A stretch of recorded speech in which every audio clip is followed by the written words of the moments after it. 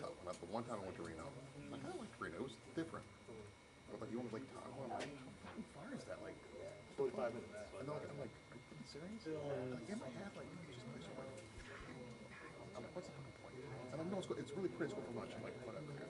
And I'm in the car. And like we come over the hill, and I was like, oh, okay. Like, this is fucking gorgeous. Okay, okay, I get it now.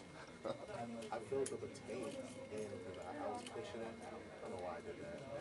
And the rental car, and it was $7 in Lake Tahoe. And I filled it up. It was $7 and change. Yeah, it was crazy. I was like, dang. You know, it was on the job, so whatever. Yeah, exactly. But still, sometimes I'm like, yeah, this is bullshit. Yeah, like, exactly. Nobody should be paying this. Exactly. Yeah. But yeah, I went mountain biking, man, by myself because they didn't come up until later. And then I went back 2 days later and hung out with them again. Nice. And we just had some lunch and stuff. I love Lake Tahoe, man. That place is awesome. That place is awesome. Yeah, I spent one afternoon there. I was like, okay, this is pretty gorgeous. Yeah. This is nice. That place is awesome. Oh my God. Because like, there's so different places. Reno and Lake Tahoe. Like Reno's pretty good. Yeah, exactly. You know what I'm saying? So that's what I'm saying. Like, I don't want to be like, I don't want to hurt anybody's feelings. So somebody's from the Nevada or the Reno, area. Some of the videos, like it's front of the a certain train's thing. going Like, one way. It's a. I'm not into gambling. neither am I, but like, So it feels place, like 1950s. yeah, Like exactly. The old school Vegas. That's what I'm saying. Yeah. And so that It's doesn't kind of cool. Yeah. I don't think it's interesting. You know, I don't need to go back, but it was cool to. And like two different worlds. And they're only 45 minutes apart. Like, that's crazy. But think about it, the Reno side of Lake Tahoe is actually pretty affordable compared to the California side. The Sheraton You know? on the Reno side's only like $300 a night. Yeah. Like, Yeah. That's where all the older people go, and they have like actual regular people, not regular people, but people who did okay, and they got it when it was like super cheap. Because even when I looked at it, I just looked, I looked it up to see if it was on Zillow. I mean, it's like $1 million, $2 billion. I'm always doing that. But on everywhere I go, side, it's like 20. You know what I mean? Like on that ski side, that's the side. Do you ever do like Wilmington weekends or Rehoboth weekends? I've done a Wilmington weekend. I haven't done the Rehoboth weekend. Don't on the way like Rehoboth to start looking on Zillow because you'll see some like really nice houses and you're like you can get some nice property out there, but like you're also like 2 hours away from anything. Like Rehoboth is nice, but that's not not in my Rehoboth. Oh, not in Rehoboth. Like on the way. Gotcha. To Rehoboth. Yeah. No, in Rehoboth, you're not getting anything like that. But everywhere I go, I'm always I've been in Zillow. Like, what's around here? El Paso, McAllen. Oh yeah. I've been to El Paso. Mansions, you're like 400,000 for Yeah. this mansion. I know. I don't like El Paso. It's way better than like McAllen. It's better than Brownsville. Are you serious? At least they have like little trendy restaurants there. El Paso doesn't really have anything. Sure it does. You're just not going to the right places. I spent a lot of time in El Paso. I did too. You know what I'm saying? Like I spent in El Paso and McAllen. Like all like around UTEP area. There's some really nice restaurants around UTEP. And like Los Cruces is right like 10 minutes away. Los Cruces is full of nice places. Okay. Yeah. I didn't venture off it, I guess. Do you think McAllen has nice places? Well, I mean, it had little, where I was staying at the Marriott I was staying at, it had all the little restaurants around. It's like all the restaurants. Okay. Like nice steakhouses and stuff In like McAllen? that. In McAllen, yeah. I even found a barbecue spot that did that had beef ribs, which I was like shocked about, and it was pretty good too. It's expensive as hell for like the one bone For rib. the one. Yeah, for the one rib that Chris Rock. Was it a proper Marriott or was it like a Spring Hill Suites? What was it? Do you remember? Because there's only like 3 Marriott properties in. I think it was Spring Hill Suites, Okay. and yeah, around there they had a steakhouse. They had all the popular stuff too, like whatever is the popular, steakhouse stuff. And, but they had an actual their own steakhouse. I ate at this giant spot that was really good. Okay. A couple of days, like really good. And I I'm not saying that it was like foodie paradise. yeah, it's not foodie paradise. But it was for what it was. something. It was good. It was something decent. I got to admit, when I go to McAllen, I always like excellent food. Like, Gotcha. I'll be the first one to submit. Like, I get there, I'm like, that's a good food too. But like when I go down by the border, I'll go to those little spots right there on that little avenue. and eat algebra. Yeah. So I always hit those spots. I think just because like I'm so close, like I gotta eat my food. I'm like, okay, this is home. Like I'm eating tacos for 5 days. Like that's fucking it. I just had tacos today, but it's just I don't know. It's just but they make the tacos to me like as opposed to like like cheese and all this other stuff on it. I think to me it's like so weird. It's like Alan Mexican food to me is like breakfast. Every time I go to El Paso, this is California. Like, well, like it's two different parts of the country. You know, it's like getting to like New England or like Texas. It's gonna be completely different food. You know, so to me that's kind of weird. Anyway, you spent a lot of time in El Paso. Yeah. Were we doing Beto stuff? Were we doing immigration? I was doing the immigration stuff. I was with for a month.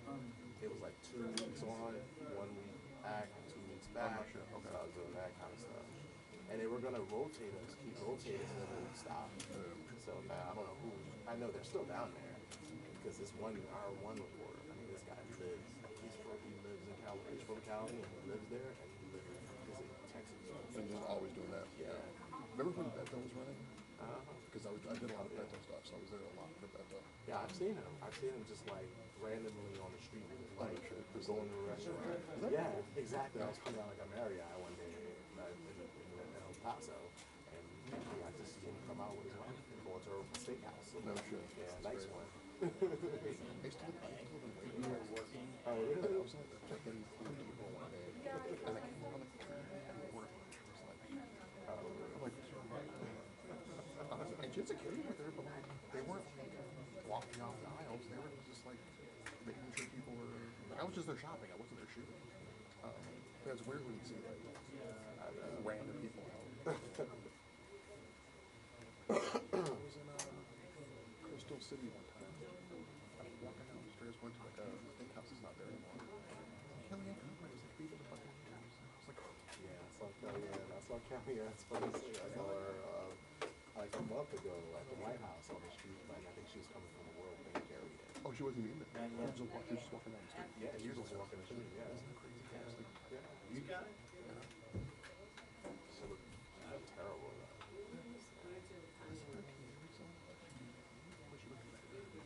How long ago did you see it? Was it recently? Yeah, recently. It's literally like whatever the World Bank thing Yeah, that it happened happened. like 2 weeks ago. Yeah, 3 weeks ago. yeah.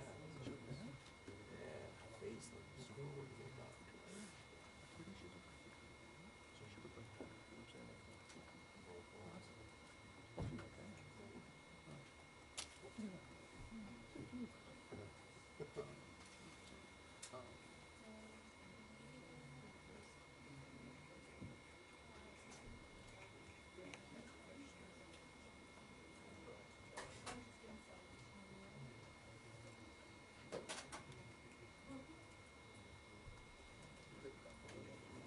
Yeah, DC, that's why I don't live here. Where do you live again? I live in Huntingtown. Howard County. Huntington? Yeah, it's in Howard County. I don't know where that's at. I'm looking it up now. If you know Route 4. No, I don't know where Okay. it's at. Huntington, Maryland? Uh-huh. Holy shit. No traffic in that one. Exactly. It's basically no traffic ever, So my dentist is in Upper Mall, which is halfway. I think that's like the furthest thing. When I have to go to the dentist, I'm like, why do they pay this fucking dentist? it only takes 45 minutes to get to work. I don't know what they say that on. It only takes about 45 minutes to get there. To get here. I hear it's 54 minutes.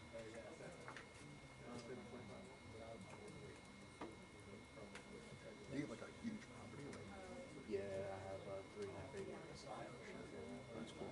Because we have a mountain bike path On your, on the thing. That's why I got it. So we can like ride our bikes through a little path. that's pretty cool. And then we're about to build a pump track. And I'm talking to this like professional Sunday for one of our teammates, and so I'm wanting to get something like that. What does a track cost? Well, my teammate's 20, dad, 30. he's rich. You know, Yeah, he's it's trucking a license, little bit so old. he paid 50 G's. 50 G's. And messed up his driveway. You know what I mean? And messed it up with the doggone equipment going on, and it literally collapsed. So he has to get a new driveway. Yeah, bring all the dirt, and that's how much dirt he's going to do. It's a track. Like I haven't been there. I just saw it on Instagram. I just like, what? Seriously? Yeah. It's the dirt. That's what costs the most money. It's the dirt. It's not even The muffins and the $100,000. You know what I'm saying? What is it? That much? It's a special fucking dirt or something? No, it's just Regular fucking dirt. it's regular dirt, and I'm using it for free. It's just that you gotta pay the person To bring it, bring it to load it, to drive it, to dump it. Exactly. I mean, that's not that much money. It's just that I think you don't want to wait for like a construction going on, and you go to them, and they'll just because they have to dump it. They've done it somewhere. Yeah. You're like, hey, I'll keep up at my house for free. Exactly. Okay, I would 100% wait for free shit. That's what I've been waiting on. So I have not paid yet because I'm waiting for that. No, if it could be free, I'll write up like next month. But his son is really good, and he's only 7 years old. He has a track, BMX track, right? What is that? In his house. He has a big property too. He has a big acre, but the waves have it's like rocket. Like they didn't just like throw stuff in there though. It was like done with nice manicure. He has his name up on the track, 2 J's track. I'm like, oh my god, like seriously? We live in different worlds. Yeah. And they live in Baltimore. And man, I'm proud of him. He did his thing, man. He told it to me, of course, because I told him about it. I was like, I'm building a track for my son. That's not what he's doing. And he goes build a track. Exactly. Pretty much. But he's a teammate, so I can't like be mad at him. Yeah. But he does construction roads on his own truck, so that's part of why he was able to get his stuff in.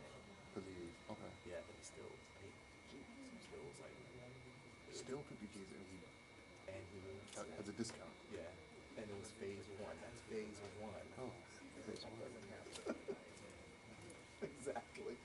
I got 2 phases too because I want to build a street and then I want to build it going into a pump track. So I'm just holding. I don't know which one I'm gonna build first. More than likely I'm gonna build the street first, and then we'll build the pump track later. Because I wanted like everything interconnected. Like you can do the pump track, you go into the straight, and then you go onto our path into the woods. It's cool, man. How everything's interconnected, man. It's just like it's really cool. They got 3 acres? Yeah, 3.5 acres. It's pretty big. And we got the wood. It's like I say it was about 2 acres of wood, like woods. But it has the path. You know Cleo? Cleo, this is CNPJ. He's at the White House a lot. It's nothing like what you're talking about. Like his kids built like a little homemade track. They have woods behind their house, and they went. Like he didn't. The kids like over like Christmas break, maybe during COVID or something. If anybody needs a translation device through, Like building trenches and side over here. they did like a really cool bike track behind their house. Nice.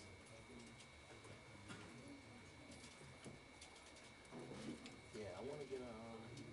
I've been looking to get a digger. I saw a digger the other day. It's 17 G's. I'm like, I ain't gonna be doing that much space. You just rent it. Yeah, that's what I'm gonna do. I'm gonna rent it. I'm not. Well, you know the guy. Oh yeah. Yeah, it was nothing. They did not rent a Bobcat. Like the 2 kids spent time making a trail. I mean, I wish I had this and I could demonstrate to you. I wish I could go to age. I know it's not gonna show, but just to show you. My taste different. And they find them. That's really cool. Yeah. And they got a pool and everything. Different life than Yeah, it's like they travel all over the world and stuff. And I'm not mad. Yeah. That kid is spoiled. I mean, Spoiled kid. I've never had a finger cut. Going to Vegas and nationals and Cali nationals.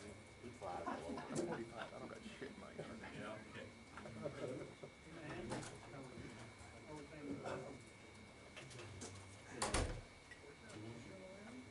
front yard is this nice. Oh, really? Wow. Yeah, my first house in Shirley, I used to live in Shirley for 10 years, and it was a little bit bigger this, but we had a big backyard. You just moved, didn't you? Like in the last 3 years. Like a year and a half. Yeah, I remember you were going to move, yeah. It was COVID, so it was like, extra into this house, you know? Yeah. People want to 20 seconds left on the clock, Bill. Decent. I'm glad I did that because my house is way more now. I'm still missing this. I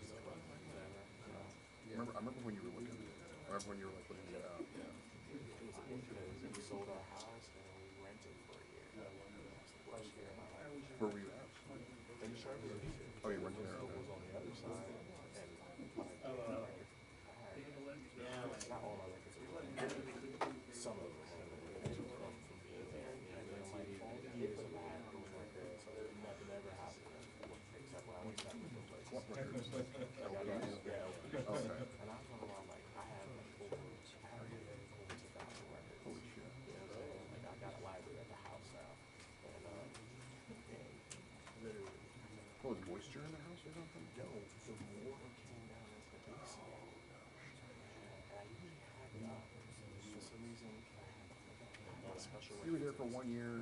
You're like, we just here. Yeah, I get you. Like, and there's not many. Like, you can't put them all on shelves. Like, I kept them all on shelves. Exactly. And then, next thing you know, I'm going through my record collection. Months ago.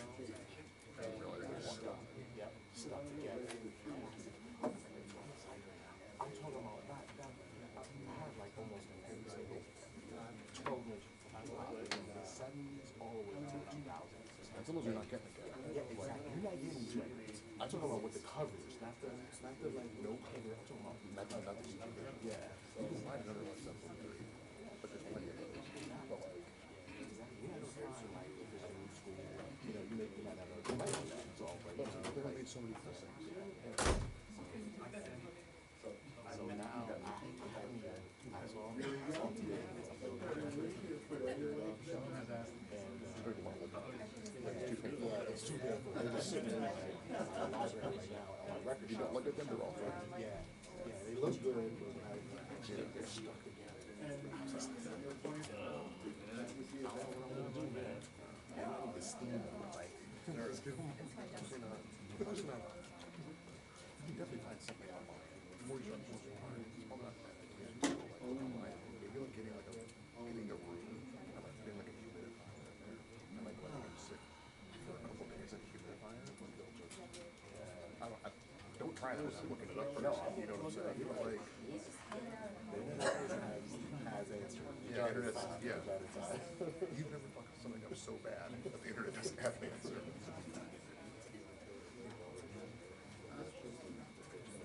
It is 12:30.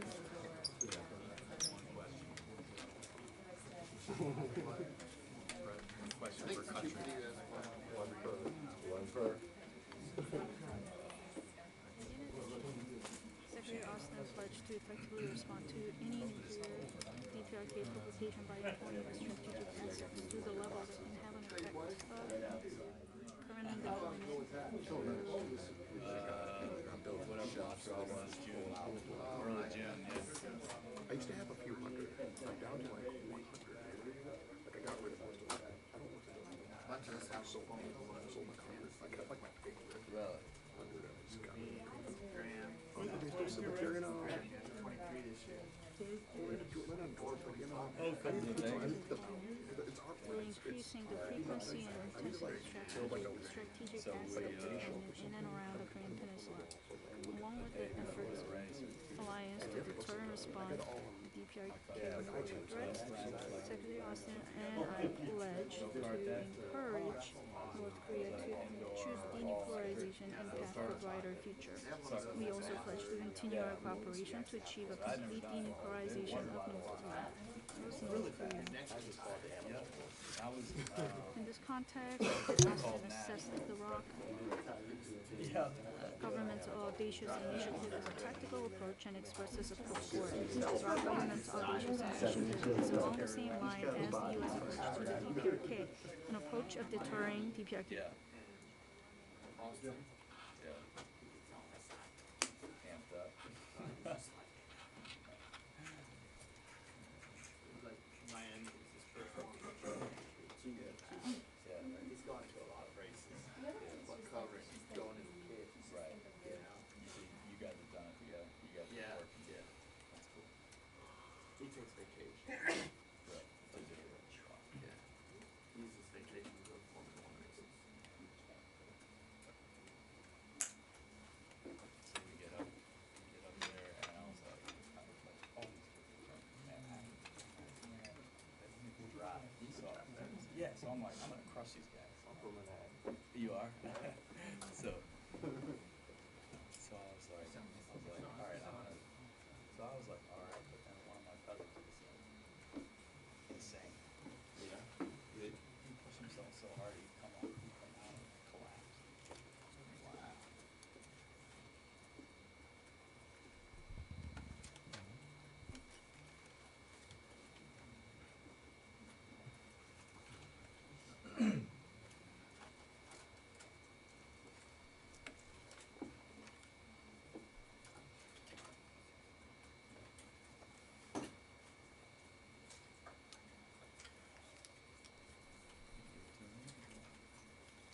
It's not. They're just gonna pop in. Just do it. Yeah. That's what they're gonna do. Reserve. Yeah.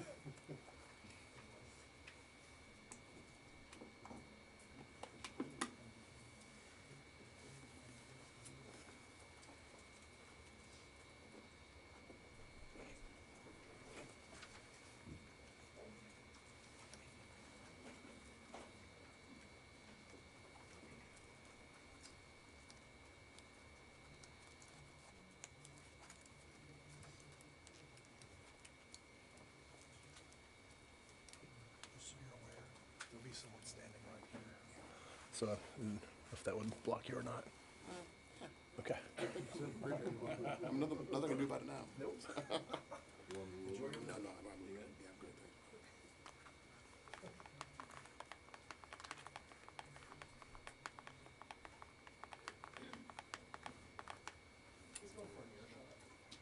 Actually, if you ever look, I like it. Yeah. You're good. Yeah, thanks, Tom.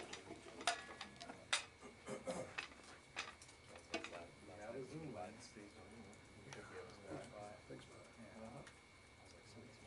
So I connected my phone and my computer, my camera, and I sent the test. And they had some sort of FTP block on there.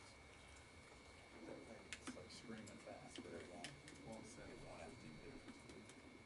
On the camera. Oh, right. Yeah. It's worthless thing. Yeah. Why do we do that? I don't know, but when we first got the technology in our bureau, they had the same thing, Whole and it took us days to figure it out. Just the data transfer costs a lot. That's what costs a lot. Yeah, but like it's literally like in your. I was in there with the IT guys, and they were like, "It's something set In their system. in their system, and you have to just switch it on." Right.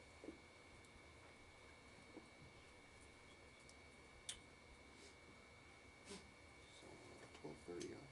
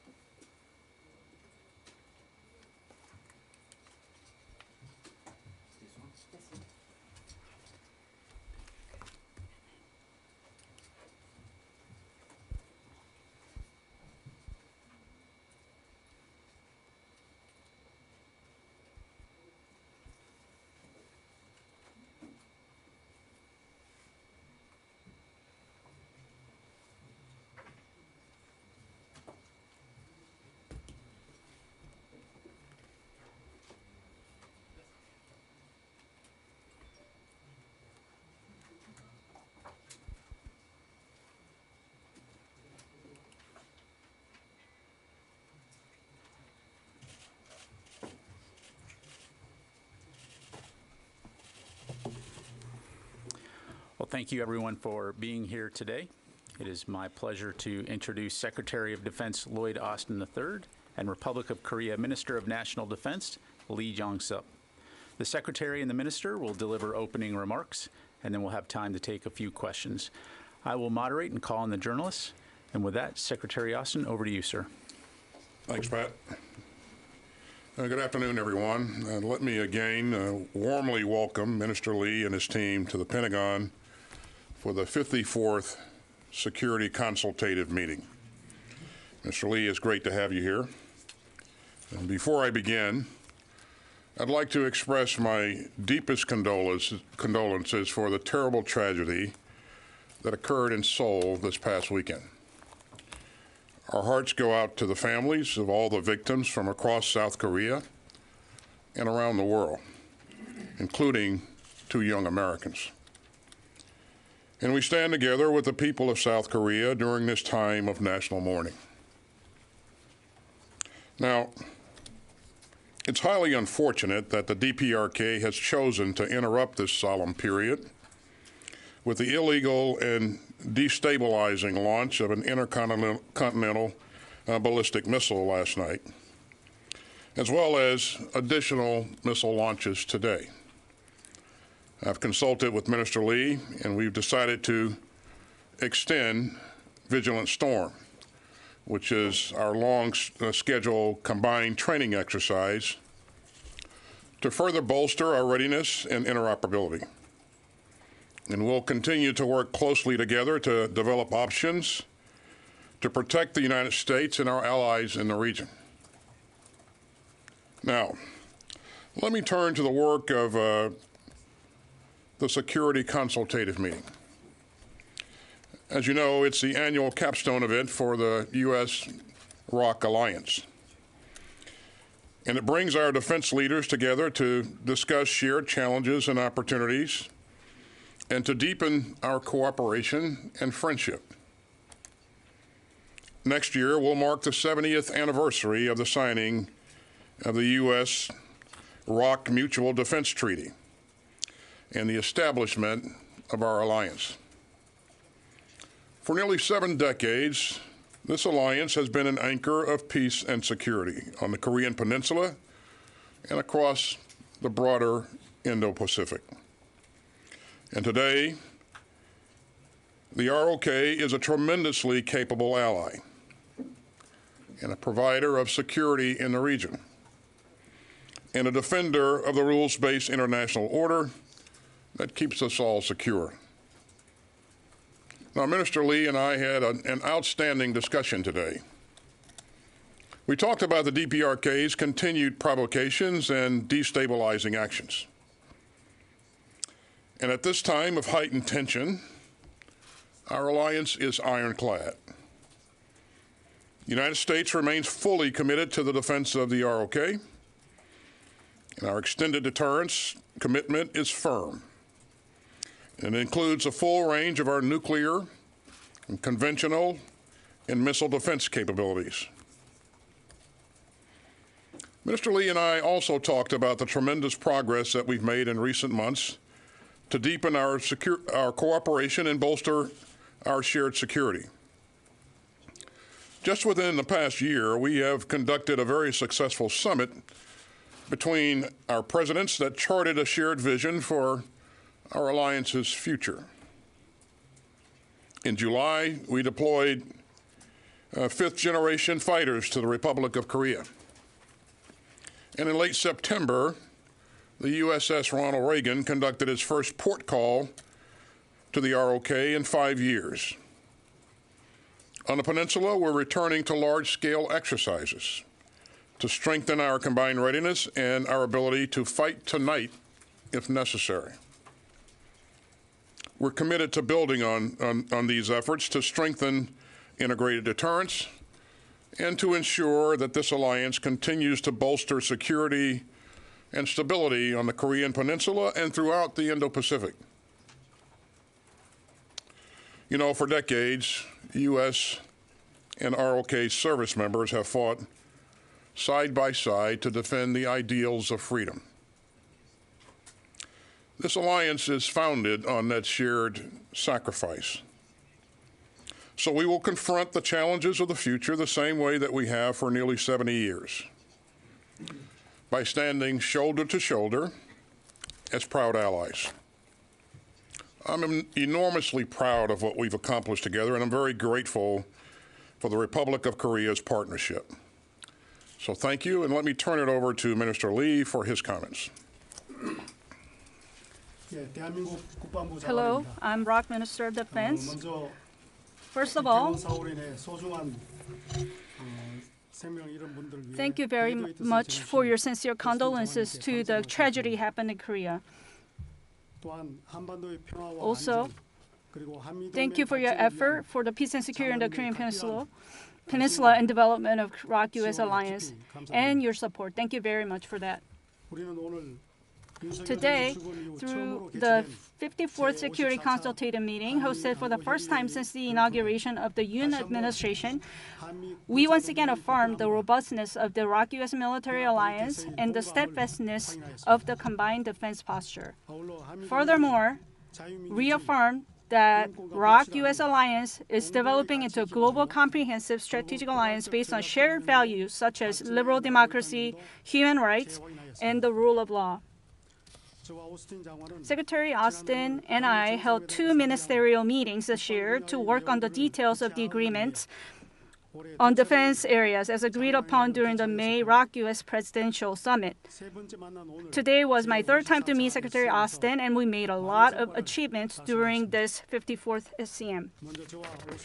First, Secretary Austin and I assessed the daily advances of DPRK nuclear and missile threats as a grave security challenge to the peace and stability not only on the Korean Peninsula and in the Northeast Asia, but for the international community.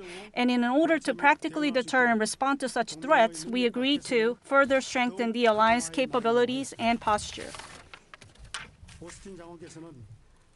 Secretary Austin committed to the provision of extended deterrence to the Republic of Korea, leveraging the full range of military capabilities, including not only nuclear and conventional forces, but missile defense capabilities, but also advanced non-nuclear capabilities, such as space, cyber, and electromagnetic capabilities.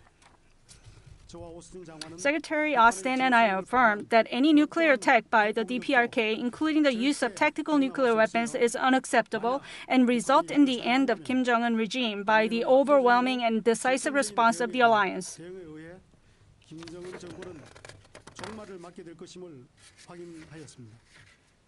This is a strong warning against the DPRK. Also, Secretary Austin and I pledged to further strengthen alliance's capability and posture in respective areas, including information sharing, consultation process, joint planning, and execution to effectively deter and respond to the DPRK's advancing nuclear and missile threats. In particular, Secretary and I will work on response options towards all possible nuclear use scenarios by the DPRK. To this end, Secretary and I noted that progress in revising the Tailored Deterrence Strategy, or TDS, and pledged to put efforts to complete the revision of the TDS by the 2023 SCM and prepare response options by annually conducting Deterrence Strategy Committee Tabletop Exercise, or DSC-TTX, under the scenario of DPRK nuclear use. In addition, Secretary Austin pledged to effectively respond to any DPRK provocation by employing U.S. strategic assets to the level equivalent to constant deployment through increasing the frequency and intensity of strategic asset deployment in and around the Korean Peninsula.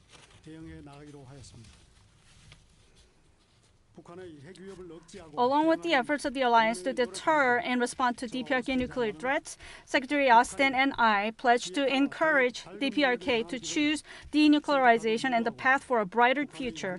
We also pledged to continue our cooperation to achieve a complete denuclearization of North Korea. In this context, Secretary Austin assessed that the ROK government's audacious initiative is a practical approach and expresses support for it. ROK government's audacious initiative is along the same line as the U.S. approach to the DPRK, an approach of deterring DPRK threats based on overwhelming combined defense capability and posture, while in parallel seeking for a diplomatic solution by keeping the window of dialogue open.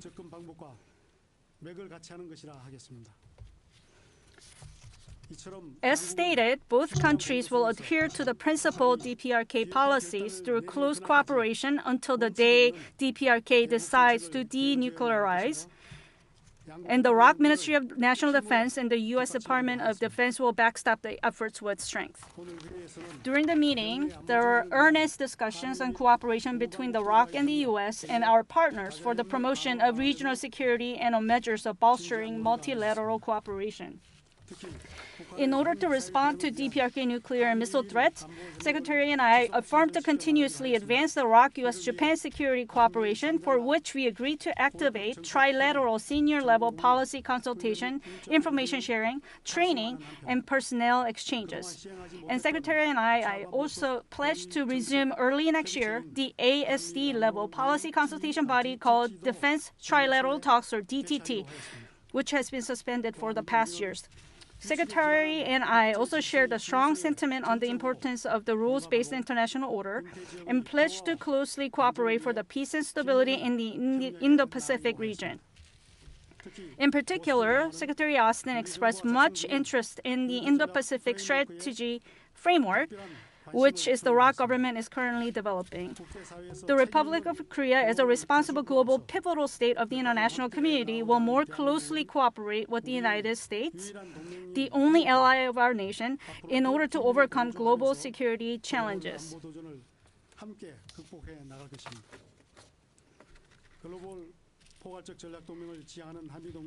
Next year marks the 70th anniversary of the ROK-U.S. alliance while pursuing the goal of global comprehensive strategic alliance. Secretary Austin and I concur to plan and hold various joint events in celebration of the 70th anniversary for future advancement of the alliance. The event will serve as an opportunity for us to commemorate the noble sacrifices made in the battlefields by the ROK and U.S. service members, and to consult on the challenges which alliance faces today, and to envision the path forward for ROK-U.S. alliance. By reaffirming the unwavering U.S. defense commitment to the Republic of Korea, efforts to strengthen the capabilities to implement the extended deterrence, as well as a robust combined defense posture based on the capability and resolve of our two nations through the 54th SCM, Secretary Austin and I assess that we have demonstrated values and trust of the ROK-U.S. alliance to the people of both nations, and a grave message of warning to the DPRK, and the robustness of the alliance to the international community. Lastly, I once again extend my sincere gratitude to Secretary Austin and the staff at the Department of Defense for their warm hospitality towards myself and the ROK delegation. Thank you very much. Secretary Austin, Minister Lee, thank you, gentlemen. Ladies and gentlemen, we'll be switching to consecutive translation for the question and answer portion, so would ask you to kindly remove your headsets. First question will come from Reuters' Phil Stewart. Thank you. Secretary Austin, do the repeated and increasingly regular North Korean missile tests show the U.S.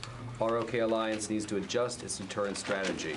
And on Russia, is it your assessment that Ukrainian forces will be able to retake Kherson City and that the Russian forces are preparing to leave? And to Minister Lee, you've called for a shift in strategy away from trying to stop North Korea from developing nuclear weapons. But what would a shift from denuclearization look like? And do you believe the U.S. needs to consider reintroducing tactical nuclear weapons to the Korean Peninsula? Thank you. Thanks, Phil. On the first question, in terms of whether or not we need to adjust our strategy, I'll just say first that, and you've heard me say this a number of times, that our commitment to defending the ROK is ironclad. We strongly condemn the DPRK's irresponsible and reckless activities. As we said before, these kinds of activities are destabilizing to the region, potentially. So we call on them to cease that type of activity and to begin to engage in serious dialogue. On the issue of whether or not the Ukrainians can take the remaining territory on the west side of the Dnieper River in Kherson, I certainly believe that they have the capability to do that. Most importantly, the Ukrainians believe that they have the capability to do that. We've seen them engage in a very methodical but effective effort to take back their sovereign territory. I think you'll see them continue to press until they secure the territory on the west side of the river. So to answer your question, I do think they have the capability. 제에게 한 질문은 미국의 전술핵 재배치에 대한 질문 것으로 이해를 하는데 우리 정부의 한반도 비핵화 정책에 대해서는 변함이 없습니다. 그리고 전술핵 재배치를 고려하고 있지는 않습니다. As for the question that was asked to me, I believe the question was regarding the redeployment of tactical nukes of the United States. To state our government's stance of denuclearization policy on the Korean Peninsula, I'd like to say that there's no change in our denuclearization policy, and that for now we are currently not thinking to redeploy tactical nukes on the Korean Peninsula. Thank you. Next we'll go to Korea Herald, Doug Young-ji. From the Korea Herald. I have two questions for Secretary Austin. My first question is on the effectiveness of the U.S. extended deterrence. North Korea has so far launched more than 40 missiles of different types since late September, and North Korea has threatened to strike targeting South Korean territory with tactical battlefield nuclear weapons. Clearly, North Korea has continued saber-rattling and provocations. But do you still think that the current extended deterrence arrangement has been effective in deterring North Korea, and what kind of North Korean behavior do the U.S. and South Korea seek to deter? And my second question is on the Inter-Korean military agreement. North Korea has repeatedly violated the Inter-Korean comprehensive military agreement. It has fired around 1,000 artillery shells through the Inter-Korean maritime buffer zone. Do you think the Inter-Korean comprehensive military agreement is still effective in reducing tensions between the two Korea? Do you still support the Inter-Korean military tension reduction agreement, or should we abandon the deal? On the second question, I certainly yes, I do think it's effective, and it certainly would invite comment from my colleague here, Minister Lee, as well. In terms of the effectiveness of our deterrence, yes, I do think we've been effective. I would point out to you that we have recently gone back to conducting a number of exercises that are focused on increasing our readiness and our ability to be able to fight tonight. As a matter of fact, right now we have one of the largest exercises that we've seen in recent history. There's over 240 aircraft that are part of that exercise, and they're doing a number of high-end types of training events, conducting a number of high-end types of training events, and all of that is designed to ensure that we have the ability to defend the peninsula if called to do so. And so I think this increased focus on readiness, our ability to redeploy or deploy strategic assets to the peninsula, as you've seen us do here with fifth-generation fighters recently. You've also seen us move a carrier into port there recently, and I think that sends a pretty strong signal as well. But it could be that our neighbors in the north there may be concerned about our increased focus on readiness. So yes, I do think we've been effective, and we will continue to look at this and ensure that we remain effective. What kind of North Korean behaviors do the U.S. and South Korea specifically seek to deter? What kind of behaviors would we? North Korean behaviors do the U.S. and South Korea seek to deter? Expect to deter? Yes, I mean like what is the desired behavior that the U.S. and South Korea are trying to bring about? Well, certainly we don't want to see anyone make a decision to employ a nuclear device. And lately, as you've seen, North Koreans have engaged in activity such as testing an intercontinental ballistic missile, a number of short-range ballistic missiles, firing artillery into the ocean, and so all of this activity is potentially destabilizing. And so, again, I think it's possible that they could continue to do that kind of thing, but certainly we are focused on making sure that they don't choose to employ a nuclear weapon or choose to attack South Korea. So. Sir. Our next question will go to CNN, Oren Lieberman. A question for each of you. Secretary, sir, the minister said just a moment ago that you pledged to effectively respond to any DPRK provocation by employing U.S. strategic assets equivalent to a constant deployment through increased frequency and intensity of strategic asset deployment. What strategic assets do you intend to deploy to the Korean Peninsula, and is this a change in U.S. posture in the region? And Minister, sir, do you believe a North Korean nuclear test is imminent, and is China playing a constructive role in preventing them from carrying out such a test? You've seen us recently redeploy fifth-generation fighter aircraft. You've seen us exercise our strategic assets from time to time.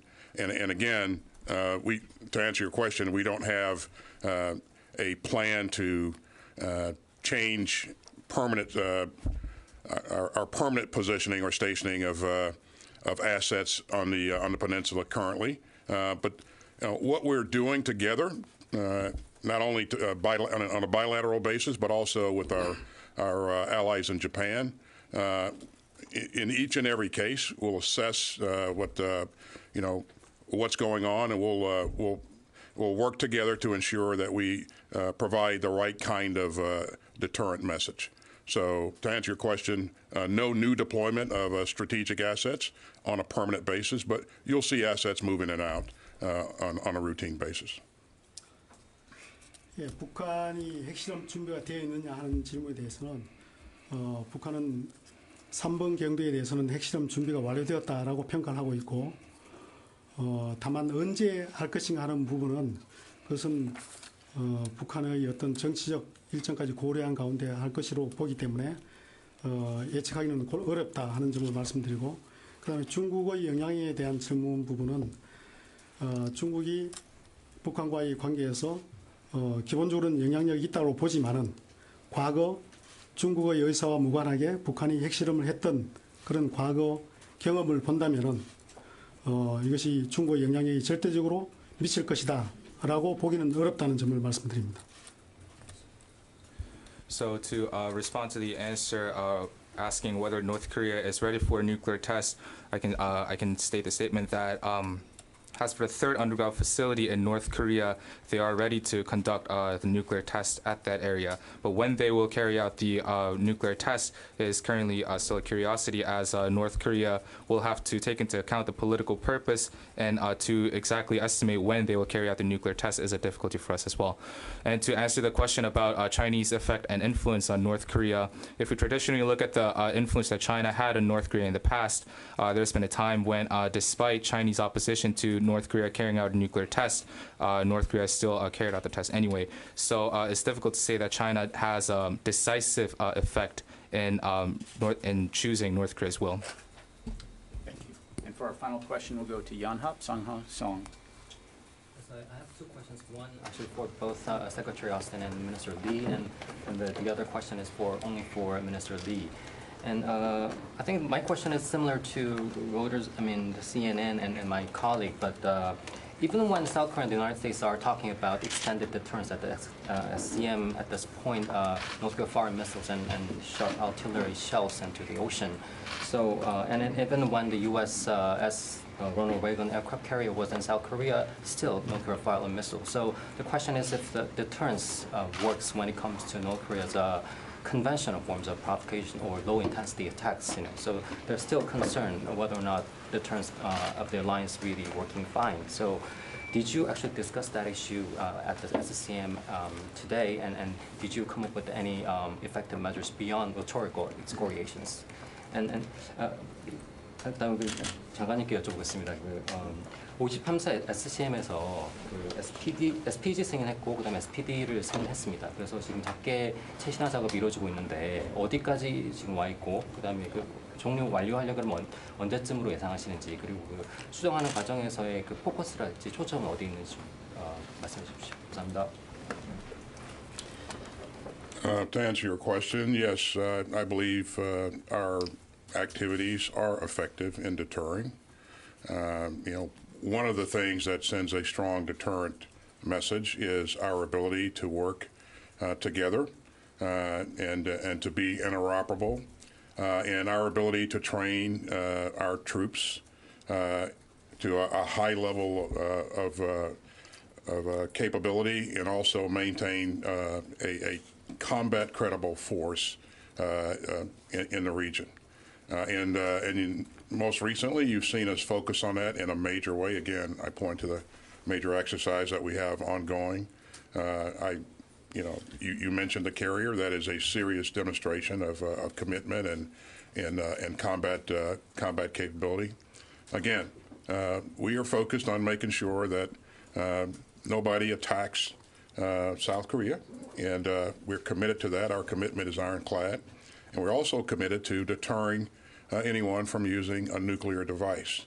And yes, I do believe we've been effective in that, and we'll continue to work to make sure that we're working together, building increasing capability, and increasing our ability to work together. So you said the criticism that North Korea's artillery and missile firings are a deterrence failure. You don't accept that? criticism of that North Korea's continued provocations can be seen as a failure in terms of deterrence? I don't. I believe that they are deterred from attacking South Korea, excuse me. And I also believe they are deterred from employing a nuclear device, either against in the peninsula or against our homeland here in the U.S. Yes, I do believe that. 작계 발전 관련한 질문을 하셨는데 지난해 SCM 때 SPD하고 SPG가 합의가 돼가지고 그걸 근거로 해서 작계를 보완하고 발전시켜 나가고 있죠. 지금 있는데 언제까지 완료할 것인가라는 질문이 핵심인데 이 작계라고 하는 것은 한번 완료되면 그것으로 끝나는 것이 아니라 지속적으로 그런 상황과 여건을 반영해서 보완 발전시켜 나가는 과정이기 때문에 단정적으로 언제까지 완료한다라고 말씀드리기는 좀 제한되고 다만 가속화해서 최신화시키는 그런 노력을 하고 있다는 점을 말씀드리고 이 작계 부분은 사실 구체적으로 설명드리기가 제한되는 부분이 있습니다. 그래서 그에 대한 더 구체적인 답변은 하지 않도록 하겠습니다. 예, 고맙습니다.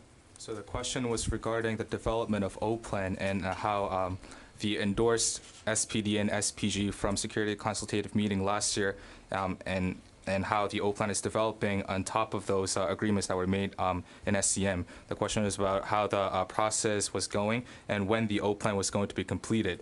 And as for O-Plan, to provide my answer, when you're developing the O-Plan, it's not a one-and-done deal. It's something that you continue to develop, given the take into account the environment of the situation. So it is difficult to say when it will exactly complete it. However, what I can say is that we will, in the process of developing the O-Plan, we are seeking to expedite the upgrade. However, as for the specifics of the information that I can divulge, there's a limitation due to military confidentiality, so I'll keep my answer to this. And one final note here, again, in terms of our deterrent efforts and the types of things that we're deterring, I would point out that we're committed to deterring that type of activity against any of our allies or partners in the region. We remain committed to maintaining a free and open Indo-Pacific region. So thank you very much. Secretary Austin, Minister Lee, thank you, gentlemen. Ladies and gentlemen, that is all the time we have available today. This concludes our press briefing. Thank you for joining us. Thank you.